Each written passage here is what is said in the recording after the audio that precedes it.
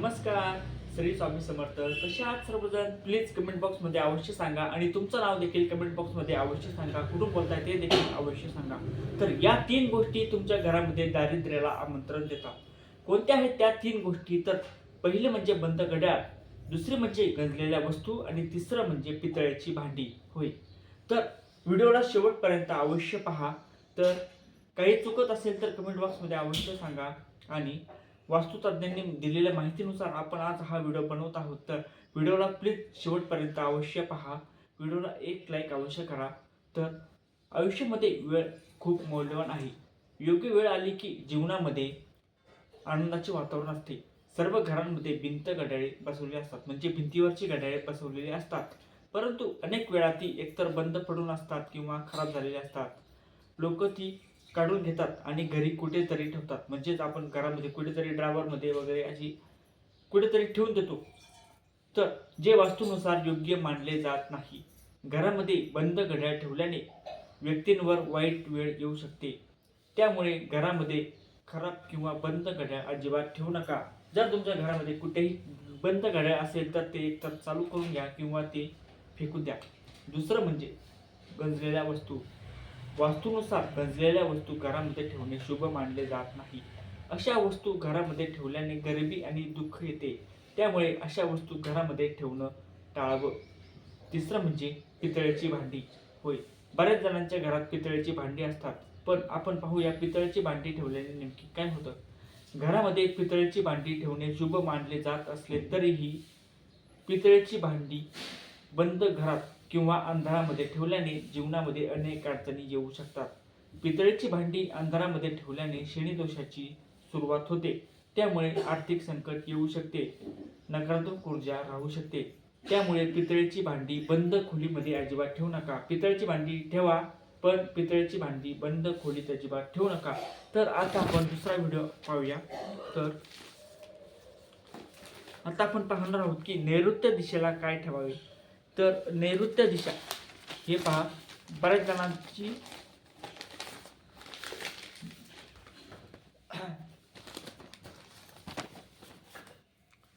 तर वास्तू नियमामध्ये नैऋत्य दिशेला राक्षस दिशा असे म्हणतात.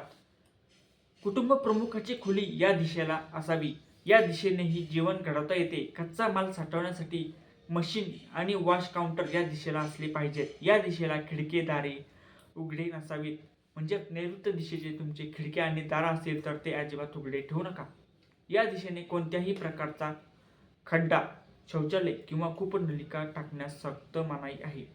तर या दिशेचा मूळ घटक म्हणजे पृथ्वी. त्यामुळे जड सामान या दिशेला ठेवणे नेहमीच योग्य मानले जाते. तसेच घराची ही जागा इतर दिशांपेक्षा थोडी उंच करावी.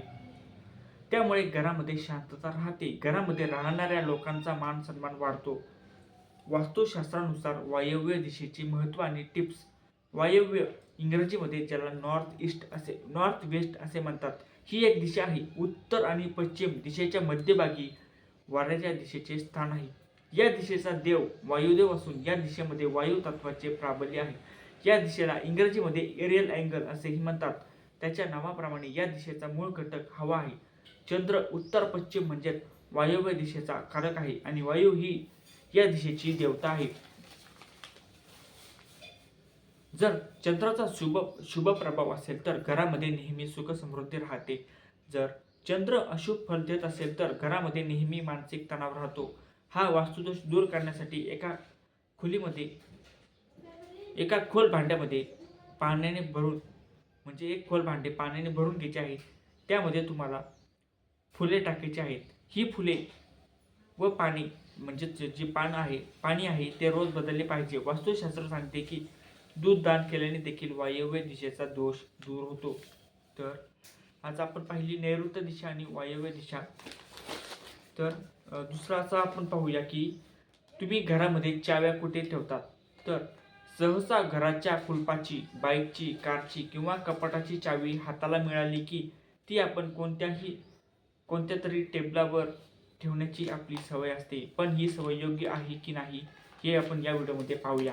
तर वास्तूच्या नियमानुसार अशा अनेक गोष्टी आहेत, असे अनेक बारकावे आहेत ज्याकडे आपण प्रकर्षाने लक्ष देतो, पण काही मात्र आपल्या नजरेतून सुटतात, दुर्लक्षित राहतात. आपण ज्या वस्तूमध्ये राहता, जिथे वावरतो त्या ठिकाणी कायमच सकारात्मकता नांदत ठेवणं आपलं काम आहे. ही सकारात्मकता त्या वास्तूमध्ये असणाऱ्या प्रत्येक लहान मोठ्या वस्तूंमध्ये दडलेली असते. अगदी घरामध्ये असणाऱ्या लहानशा चावीमध्ये आणि किल्लीमध्ये सुद्धा. आपल्या घरामध्ये एक ना अनेक चाव्या असतात. घराची, बाईकची, कारची, कपाटाची, लहानशा खानाची किंवा मग आणखी कसली तरी चावी घरामध्ये असतेच असते. वास्तुशास्त्रामध्ये या चाव्या ठेवण्याच्या योग्य नियमाबद्दल माहिती देण्यात आली आहे. सहसा लोक घरामध्ये कुठेही चाव्या ठेवतात, अगदी कुठं पण. तुम्हाला माहीत आहे का चावी कुठं ठेवता याच्यावरून घरातील नकारात्मकता आणि सकारात्मकता वाढत असते. तर वास्तुशास्त्रामध्ये नमूद केलेल्या नियमानुसार चावी कधीही लिव्हिंग रूममध्ये ठेवू नका. असं केल्यास येणाऱ्या जाणाऱ्यांची नजर चाव्यांवर पडते. वास्तू नियमानुसार हे योग्य नाही. चाव्या देवघरामध्ये देखील ठेवू नका. चाव्या सहसा अस्वच्छ असतात, त्यामुळं पूजास्थळापासून त्या दूर ठेवल्या पाहिजेत. अन्यथा तिथं नकारात्मक शक्तींचा वावर वाढतो. घरातील स्वयंपाकाच्या खोलीमध्ये तर चावी अजिबातच ठेवू नका. तिथं स्वच्छतेची काळजी घ्या. वास्तू नियमानुसार चावी घराच्या प्रवेशाकडे असणाऱ्या भागात पश्चिम दिशेला ठेवावी. एखाद्या खोलीमध्ये चाव्यांचं स्टँड उत्तर किंवा पूर्व दिशेला असणाऱ्या कोपऱ्यांमध्ये असेल तर हे शुभ आहे. चावी लाकडी स्टँडवर ठेवणे ही अतिशय शुभ बाब ठरते. ज्या चाव्यांच्या घरामध्ये काहीच वापर नाही त्या ताबडतोब घराबाहेर काढा. असं न केल्यास आर्थिक चणचण भासू लागते. सोबतच गंज चढलेले कुलूप किंवा चावी सुद्धा घरामध्ये ठेवू नका. असं केल्याने घरात नकारात्मक शक्तींना वाव मिळतो. तुमच्या घरामध्ये पांढरी अपराजिता म्हणजेच पांढरं गोगरीचं फूल आहे का? तर अवश्य हा व्हिडिओ पहा. तर पांढरी अपराजिता ही वनस्पती धनलक्ष्मीला आकर्षित करण्यासाठी सक्षम आहे.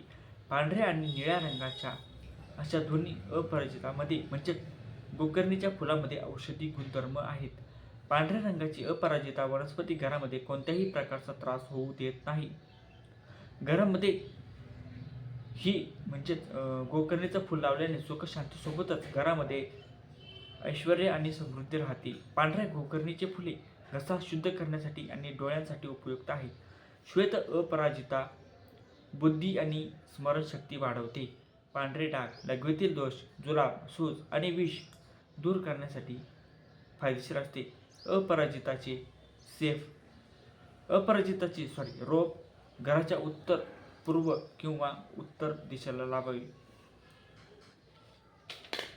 तर आता आपण पाहूया की माता सीतेला कधीही मलिन न होणारे वस्त्र देणाऱ्या माता अनुसूयांबद्दल. वनवास काळादरम्यान एकदा भगवान श्रीराम प्रभू आपले बंधू लक्ष्मण आणि माता सीतासह महामुनी अत्री यांच्या आश्रमामध्ये पोहोचले होते. महर्षी अत्री यांनी श्रीराम यांचा खूप आदर केला आणि सन्मानपूर्वक त्यांना आपल्या जवळ बसवले. सोबतच श्रीराम यांना भविष्यातील घटनांबद्दल सांगितले. ते म्हणाले, हे प्रभू श्रीराम, मी वर्षांपासून तुमच्या येण्याची वाट पाहत होते. त्यानंतर त्यांनी श्रीराम आणि लक्ष्मण यांना अनेक प्रकारचे अस्त्र आणि शस्त्र यांबद्दल ज्ञान दिले आणि दिव्य आयुध प्रदान केले. याच दरम्यान महर्षी अत्री यांची पत्नी माता अनुसूया यांनी माता सीतेला पतिव्रत धर्माची दीक्षा दिली. सोबतच वनवासातील कठीण प्रसंगाबाबत अवगत केले. यानंतर माता अनुसूया यांनी माता सीतेला दिव्य आभूषण आणि वस्त्र उपहार स्वरूप दिलेत व हे सांगितले की हे पुत्री, हे वस्त्र आपल्याला भविष्यामध्ये खूप कामी पडतील, कारण भविष्यात अशी वेळ येणार आहे तुम्ही कितीतरी दिवस स्नान करू शकणार नाही. म्हणून आपण हे वस्त्र आणि आभूषण धारण करून घ्या. यांना धारण केल्याने तुमचे रूप आणि सौंदर्य असेच राहील आणि हे वस्त्र कधीच मलिन होणार नाही. तसेच हे वस्त्र भविष्यात कधीही फाटणार नाही. माता अनुसूया यांच्या सांगण्यावरून माता सीता यांनी हे वस्त्र आणि आभूषणे धारण केली. मान्यता आहे की हे वस्त्र माता अनुसूया यांना देवतांकडून प्राप्त झाले होते. तसेच माता अनुसूया यांना 5 पतिव्रता स्त्री यांपैकी एक मानले जाते. तसेच इतर देवतांसोबत भगवान शिव, श्री हरिविष्णू, ब्रह्मदेव हे माता अनुसूया यांना माता म्हणून त्यांचा आदर करायचे. तर दत्त दिगंबर यांची माता देखील अनुसूयाच आहे.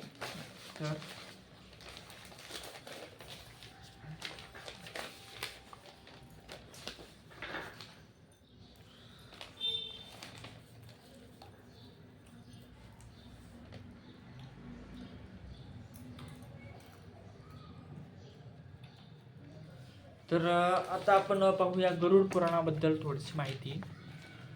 तर व्हिडिओ खूप लांब असेल तर तुम्ही स्किप करू शकता आणि जर तुम्हाला माहिती आवडत असेल तर कंटिन्यू करू शकता तुम्ही. तर गरुड पुराण वाचण्याचे काय महत्त्व आहे आणि काय तोटे आहेत ते आज आपण या व्हिडिओमध्ये जाणणार आहोत. की भगवान विष्णूंनी गरुड पुराणामध्ये अनेक गोष्टी सांगितल्या आहेत. असे म्हटले जाते की एखाद्या व्यक्तीने आपल्या जीवनामध्ये या गोष्टींचे पालन केले तर तर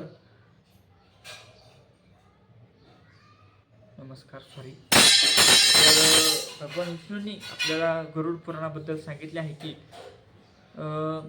असे म्हटले जाते की जर एखाद्या व्यक्तीने आपल्या जीवनामध्ये या गोष्टींचे पालन केले तर तो जीवनातील अनेक समस्या टाळू शकतो. गरुड पुराणामध्ये जीवन जगण्याचे योग्य मार्ग सांगितले आहेत.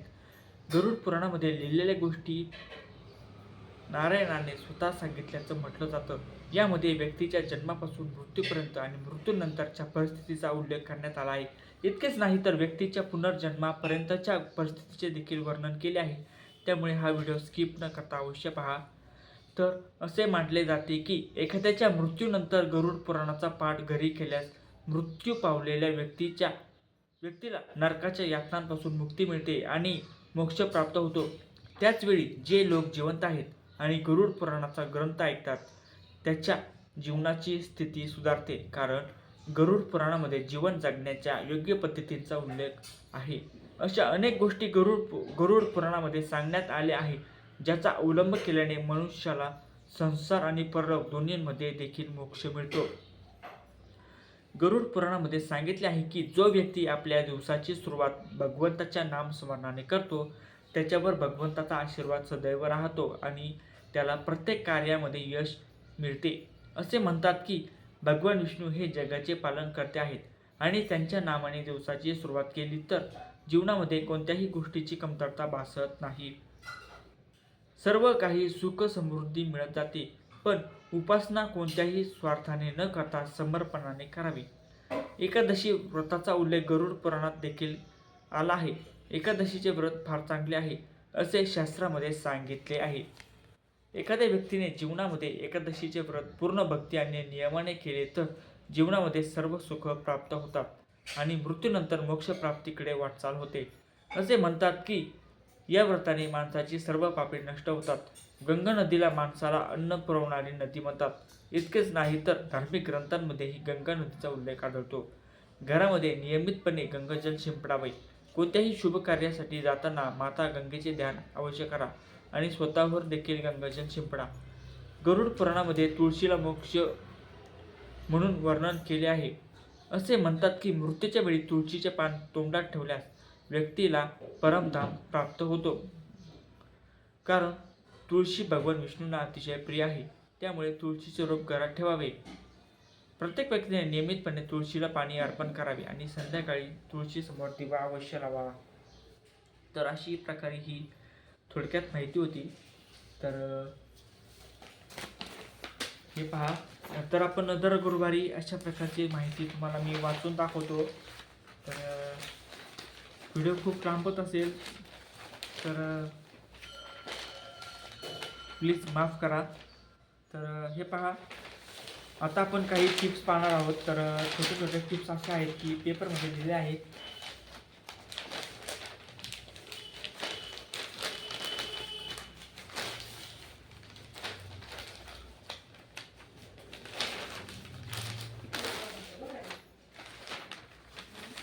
थायरॉइड आणि बीपीवर नियंत्रण ठेवण्यासाठी हे पहा, तुम्हाला दिसतंय का?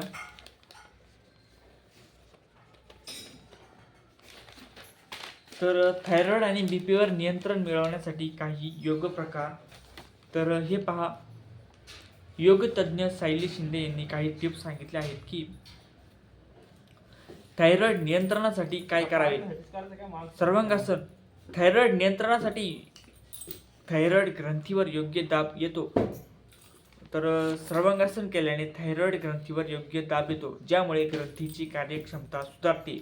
तर सर्वांगासन कसे करायचे, तर प्रथम आपल्याला पाठीवर झोपायचे आहे. दोन्ही पाय वर उचलून शरीराला सरळ स्थितीत ठेवायचे आणि पाठीला आणि कमरेला हातांचा आधार द्या. तर आपण हे पहा, तर आई योगाची व्हिडिओ घेते सकाळी सकाळी. तर सर्वांगासन आपण दाखवणार आहोत. मत्स्यासन थायरॉइड ग्रंथीला सक्रिय करते आणि रक्ताभिसरण सुधारते. तर मत्स्यासन कसे करायचे आहे, तर पाठीवर झोपायचे आहे, हात मांड्यांखाली ठेवायचे आहे, छातीवर उचलून डोके मागे न्यायचे आहे. उज्जयी प्राणायाम थायरॉइडच्या कार्यक्षमतेला चालना देते, मन शांत ठेवते. नाकाने दीर्घ श्वास घ्या, घशातून सौम्य आवाज निर्माण करत श्वास सोडा. तर बीपीवर नियंत्रण ठेवण्यासाठी वज्रासन पचन संस्था सुधारते आणि बीपी नियंत्रण करतो. तर वज्रासन केल्याने बीपी नियंत्रित ठेवतो. वज्रासन कसे करायचे, तर गुडघ्यांवर बसून हात आपल्याला मांड्यांवर ठेवायचे आहे. तर सरळ बसून दीर्घ श्वास घ्यायचा आहे. अधोमुख श्वानासन रक्तप्रवाह सुरळीत ठेवते, हृदयाची कार्यक्षमता सुधारते. तर अधोमुख श्वानासन आपल्याला कसे करायचे आहे, तर दाट हात पायांनी कमरेला वर उचलून व्ही आकार तयार करा. शवासन मन शांत ठेवून रक्तदाब नियंत्रित करते. कसे करायचे, पाठीवर सरळ झोपा, डोळे बंद करा आणि पूर्ण शरीर सैल सोडा. तर जीवनशैलीत बदल अवश्य करा. संतुलित आहार घ्या, व्यायाम करा, ताणतणाव कमी करा, झोपेची योग्य वेळ ठेवा, म्हणजे दररोज किमान 7 ते 8 तासांची झोप घ्या. तर नमस्कार. माहिती आवडली असेल तर प्लीज व्हिडिओला एक लाईक करा आणि संपूर्ण व्हिडिओ पाहिल्याबद्दल तुमचे मनापासून धन्यवाद. नमस्कार.